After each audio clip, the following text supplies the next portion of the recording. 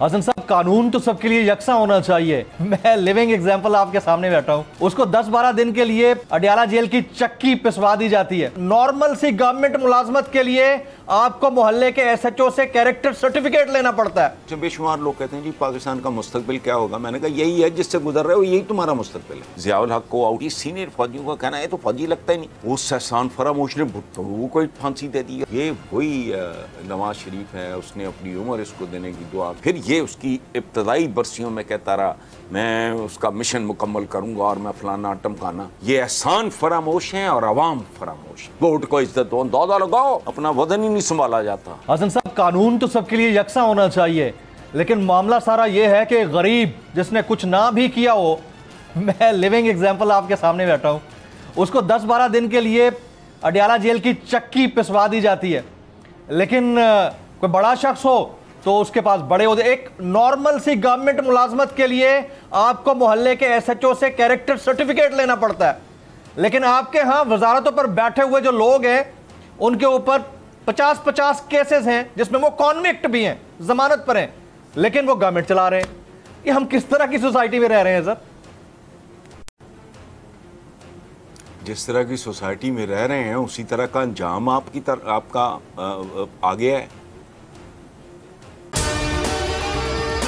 अगर आपको हमारी ये वीडियो पसंद आई हो तो आप लाइक पे जरूर क्लिक कीजिएगा। लोग कहते हैं पाकिस्तान का, मुझे बेशुमार लोग कहते हैं जी पाकिस्तान का मुस्तकबिल क्या होगा। मैंने कहा यही है जिससे गुजर रहे हो, यही तुम्हारा मुस्तकबिल है। You are passing through your future. हाल तो हमारा है ही कोई नहीं, माजी भी कोई नहीं था। एक खास तरह का एलिमेंट थ्रू आउट, यानी ज़्यादा दूर नहीं जाते। अयूब खान, एहसान फरामोश, उसने धोखा दिया किसको? सिकंदर मिर्जा वगैरह को जी। अच्छा, उसको धोखा किसने दिया? भुट्टो ने। और इस हद तक शर्मनाकी कि उसकी मौत की खबरें भी उसने दबवाई और उसके बाद उसके जनाजे पे भी नहीं किया। अयूब खान के साथ फिर हाथ हुआ, सुभान अल्लाह।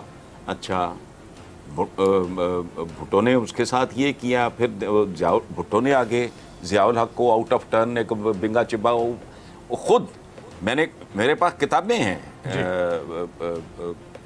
इंटरव्यूज लोगों की। सीनियर फौजियों का कहना है तो फौजी लगता ही नहीं। वो सेकंड वर्ल्ड वॉर ना हो रही होती वो कभी कमीशन ही ना मिलता उसको। अच्छा, उस एहसान फरामोश ने भुट्टो को फांसी दे दी और ऐसा जलील करके, ऐसा रगड़ रगड़ के मारा उसको। उसकी किताब है इफ आई एम असैसिनेटेड। जी, मैंने पढ़ी है सर। अच्छा, मैं 10वीं बार पढ़ रहा हूँ आजकल, मैं हैरान। अच्छा सुने जी जी। वो अब भुट्टो ने उसको और उसने भुट्टो को कैसे मारा, और फिर भुट्टो के साथ उससे भी बड़ा, यानी एहसान फरामोशी की तारीख में तो ज़ियाउल हक से बड़ा तो मुमकिन ही कोई नहीं है, उससे बड़ा उसको टक्कर गया। ये वही नवाज शरीफ है, उसने अपनी उम्र इसको देने की दुआ की और पता नहीं क्या क्या किया इसके लिए। फिर ये उसकी इब्तदाई बरसियों में कहता रहा मैं उसका मिशन मुकम्मल करूँगा और मैं फलाना टमकाना।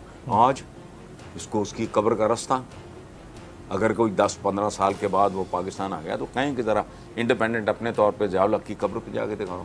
बेटा उसका धक्के खाता फिरता है, वो एवन फील्ड बैठा है। एहसान फरामोशों का और अवाम फरामोशों का क्या बात है, क्या बात। इस मुल्क के हुक्मरान दो लफ्ज़ों में बयान करने, ये एहसान फरामोश हैं और अवाम फरामोश हैं। अवाम इनके लिए चलती फिरती गंदी गलीज चिटें हैं, चिटें, पर्चियाँ वोट की, नथिंग मोर। वोट को इज्जत दो, दौदा लगाओ, अपना वतन ही नहीं संभाला जाता। अपनी प्रॉपर्टी, अपनी दौलत, अपना फलाना टमकाना, और पोज यूं करते हैं जैसे पता नहीं क्या है। और सोशल मीडिया पे तस्वीर धक्के खाती फिर रही है। वो क्या सिख था अपना ज्ञानी ज़ैल सिंह जी, ज़ियाउल्लाह खड़ा है पीछे जाए, और सारी वो गुफ्तगू मुझे तो दोहराते हुए भी शर्म आ रही है। ये लोग हैं, और पाकिस्तान शायद इन्हीं के लिए बना था। मैं तो मजबूर, देखो आपने कहा कि रिलीफ अवाम को मिलना चाहिए था, क्यों भाई? वजह रियाया को रिलीफ राजे महाराजे देते हैं? कभी भी नहीं। ये रियाया है, ये सिटीजन्स नहीं है।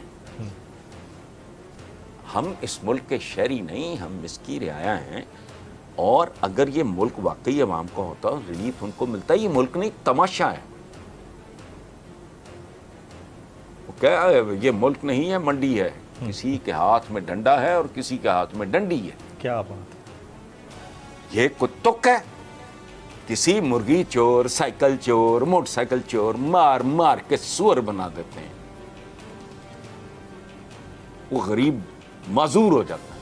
कोई छोटा मोटा चोर ये वो वगैरह ऐसे ऐसे नोटिस भेज देते हैं, बेशर्म बेगैरत बेहया, बंदा दंग रह जाता है। कोई यार ये मुझे कुछ अर्सा पहले नोटिस आया, वो इनकम टैक्स के लगा, मैं कहा बेगैर तो मैंने तो कभी रिफंड क्लेम नहीं किया, करोड़ों रुपया तुम्हें दे चुके, तुम्हें शर्म नहीं आई?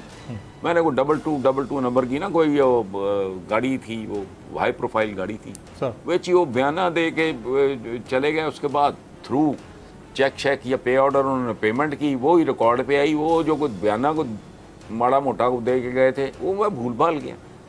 यानी आम अच्छा वो तो खैर आई फिक्स दम आप, ठीक हो गया।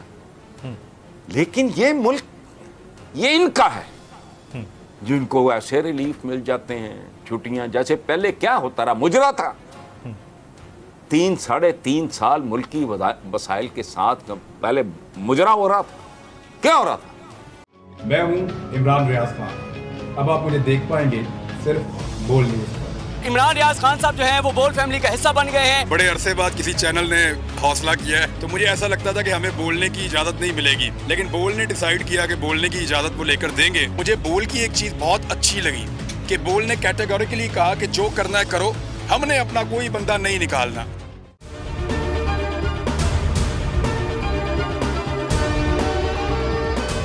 सबसे ज्यादा व्यूज, सबसे ज्यादा रील्स और सबसे ज्यादा रेटिंग के साथ बोल अब भी नंबर 1 पोजीशन पर बरकरार। सब्सक्राइब करें और बेल दबाएं ताकि कोई खबर रह न जाए।